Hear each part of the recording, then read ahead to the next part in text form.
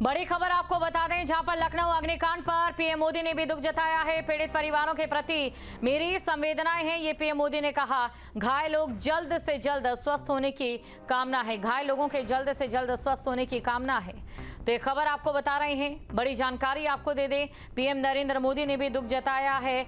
ब्रजेश पाठक भी अपने आंसू नहीं रोक पाए। सीएम योगी आदित्यनाथ ने भी कड़े निर्देश दे दिए हैं और साफ चेतावनी दे दी है कि इस पूरे मामले में जिसकी भी लापरवाही होगी उस पर कड़ी से कड़ी कार्रवाई की जाएगी। बड़ी खबर आपको बता रहे हैं, बड़ी जानकारी आपको दे दें, जहां पर ये तस्वीरें भी आपको दिखा रहे हैं और लखनऊ अग्निकांड पर पीएम मोदी ने दुख जताया है। तो लखनऊ अग्निकांड पर पीएम मोदी ने दुख जताया है। घायल लोगों के जल्द से जल्द स्वस्थ होने की कामना है, ये पीएम नरेंद्र मोदी की ओर से कहा गया है। तो देखिए, ये मामला पहला नहीं है। आपको याद होगा जब दिल्ली में होटल में आग लगी थी, उत्तर प्रदेश में, जहां पर सबसे पहले अभियान शुरू हुआ था। होटल्स की सघन चेकिंग की गई थी, एनओसी है या नहीं, और साथ ही अगर आग लग जाती है तो उससे बचने के लिए कौन कौन से उपकरण किसी भी इमारत में लगाए गए हैं। लखनऊ से ही शुरू हुआ था। उत्तर प्रदेश की राजधानी है और जब जिनके माँ बाप यहाँ पर अपने बच्चों को सपनों को बुनने के लिए भेजते हैं, वो इन्हीं छज्जों से छलांग लगाते नजर आए, उन माँ बाप पर क्या बीतती है आप अंदाजा लगा सकते हैं। तो बड़ी खबर आपको बता रहे हैं, पीएम नरेंद्र मोदी ने भी दुख जताया है। तो पीएम नरेंद्र मोदी ने भी दुख जताया है, ये बड़ी खबर आपको बता रहे हैं। और घायल लोगों के जल्द से जल्द स्वस्थ होने की कामना यहाँ पर की गई है। तो अधिकारी हर संभव मदद पहुंचा रहे हैं, ये पीएम मोदी का कहना है। और पीएमएनआरएफ से पीड़ितों को मुआवजा दिया जाएगा। मृतकों के परिजनों को 2-2 लाख रुपए की अनुग्रह राशि भी। खबर पर अधिक जानकारी के साथ संवाददाता निखिल हमारे साथ यहां पर बने हुए हैं। निखिल, ना सिर्फ वो माँ बाप जिनको अपनों का इंतजार था, जो इस इमारत के अंदर सपने को बुनने के लिए आए थे, ना वो प्रशासनिक अधिकारी और ना ही या वो स्थानीय लोग जिन्होंने इस पूरे मंजर को देखा। इस हादसे की गूंज देश के कोने कोने तक सुनाई दे रही है, जो कहीं पर आंसुओं के रूप में तो कहीं पर दुआओं के रूप में देखी जा रही है।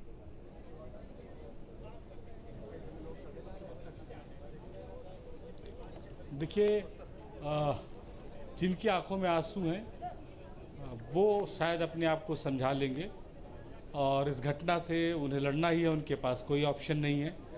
जो दुआएं कर रहे हैं उनकी ये उम्मीद है कि ईश्वर जो है वो और दुर्घटना यहाँ कैजुअलिटी न बढ़े, लोग यहाँ पर सुरक्षित हों। बस इससे सीख और समझ की ज़रूरत है, तो उस सिस्टम की है जिस सिस्टम की वजह से ये घटना हुई। उनकी आंखों में अगर शायद थोड़ा पानी आ जाए तो इस तरह की घटनाओं को रोका जा सकता है। अब जो फायर ब्रिगेड की टीम है वो ऊपरी फ्लोर पर जा रही है, जो टॉप फ्लोर है वहाँ पर ये रेस्क्यू ऑपरेशन किया जा रहा है, और एक के बाद एक जो फायर फाइटिंग की जो टीम है, एसडीआरएफ की टीम खास करके, वो ऊपर चढ़ रही है। अंदर से जो हवा है उसको वैक्यूम के जरिए, अंदर से जो धुआं है उसको वैक्यूम के जरिए बाहर निकालने की कोशिश की जा रही है। तो चारों तरफ से स्टेयर्स लगाई गई हैं उन लेडर्स के माध्यम से, जो वो हैं एसडीआरएफ की टीम है, वो अब धीरे धीरे ऊपर की तरफ सर्च ऑपरेशन बढ़ा रहे हैं। और बड़ा साहस का काम है इस तरह के ऑपरेशन को करना, इस तरह के सिस्टम को करना। और चूँकि इस फ्लोर से जो गैस और हवा को जो धुआं था उसको निकालने के लिए जो पाइपलाइन लगाई गई थी वो हटा दी गई। तो वो हटाए जाने के बाद ये लग रहा है एक ये थोड़ी सी राहत की खबर कि जो स्ट्रेचर ऊपर लाए गए थे एक्स्ट्रा, उन्हें फिर वापस नीचे भेजा जा रहा है। वो स्ट्रेचर जो एसडीआरएफ की टीम है वो नीचे भेज रही है। इसका मतलब ये है कि अब जो कैजुअलिटी की संख्याएं थी उनकी संख्या खत्म हो चुकी है, उनकी संख्या कम हो चुकी, स्थिर हो चुकी है। अब जो है 14 या 15 की हम लोग बात कर रहे थे वो वहीं पर स्थिर है, और इसके बाद अब कोई ऐसी स्थिति नहीं है, ऐसी कोई परिस्थिति नहीं है। और अभी जो सिचुएशन है उस सिचुएशन से निपटने के लिए जो पुलिसकर्मी हैं वो यहाँ पर पहुँचे हैं। अब मीडिया को भी हटाने की कोशिश की जा रही है। पुलिसकर्मी कोशिश कर रहे हैं कि अब इसकी कवरेज थोड़ी कम हो। क्योंकि जाहिर सी बात है तस्वीरें पूरे देश में और दुनिया में लोग देखते हैं और ऐसे ही लोगों पर सवाल भी खड़े होते हैं।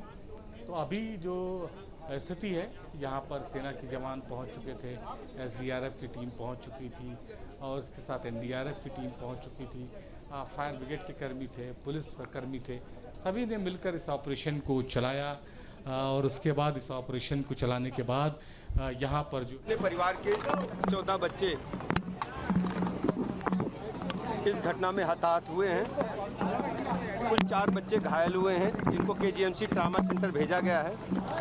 घटना के उच्च स्तरीय जांच के निर्देश दिए गए हैं। प्रमुख सचिव गृह महोदय और DGP महोदय मौके पर हैं। माननीय मुख्यमंत्री जी अभी अलीगढ़ में सारे प्रोग्राम रद्द करके यहाँ पहुँच रहे हैं। पूरी घटना की उच्च स्तरीय जाँच के निर्देश दिए गए हैं और प्राथमिकता भी है घायलों को अच्छे से अच्छा इलाज मिले और घटना कैसे घटी, क्यों हुई, इसके जांच रिपोर्ट आने के बाद ही कह पाएंगे। लेकिन ये तय है कि इस पीड़ित परिवार के साथ, पीड़ित परिवारों के साथ हमारी पूरी सरकार खड़ी है। हर स्थिति में हर संभव हम मदद करेंगे। घटना बड़ी भयावह है और इसका मतलब व्यक्त करना भी हमारे लिए मुश्किल है, लेकिन अब वहाँ पर पूरा सर्च ऑपरेशन पूरा हो गया है और ऊपर अब कोई भी बच्चा नहीं है, वहाँ कोई भी हताहत नहीं है।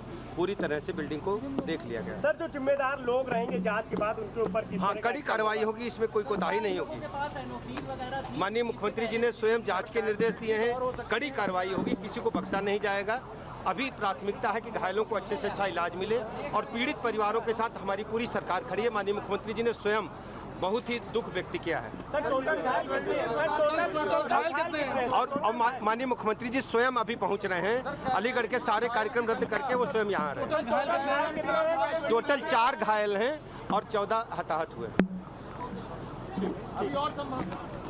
अब वहाँ ऊपर कोई नहीं है, पूरी तरह से देख लिया।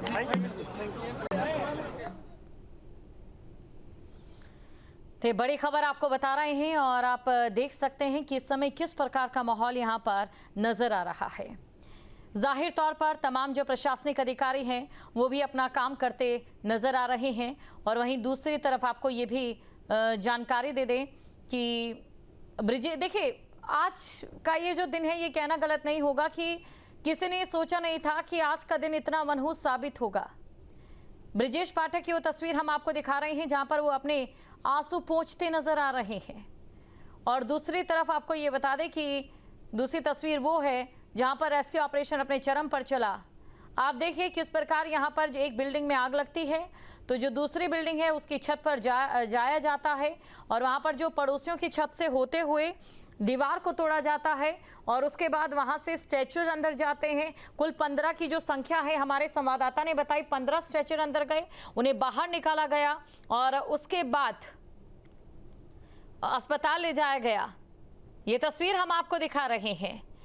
हैरान कर देने वाली बात यह है कि शायद ऐसे हादसे होते रहते हैं और उन हादसों पर हम दुख जरूर जताते हैं, उन हादसों पर अक्सर हम मोमबत्तियां भी जलाते हैं, लेकिन जो सबक हमें सीखना चाहिए वो सबक सिर्फ और सिर्फ मार्चपास्ट से लेकर या फिर वो सबक कहीं ना कहीं कार्रवाई से लेकर या फिर वो सबक सिर्फ और सिर्फ कागजों से लेकर कहीं आगे बढ़ता हुआ नजर नहीं आता है।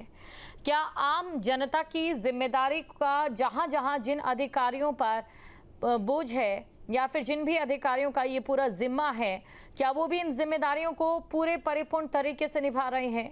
और अगर निभाया जा रहा है तो लगातार ऐसे हादसे क्यों बढ़ रहे हैं? आपके मोबाइल पर तुरंत आएगी ब्रेकिंग न्यूज, स्क्रीन पर सबसे पहले दिखेगी बड़ी खबर, देश दुनिया की हर खबर एक जगह। अब आपके मोबाइल पर तुरंत फटाफट इंस्टॉल कीजिए न्यूज नेशन ऐप और रखिए खुद को अपडेट।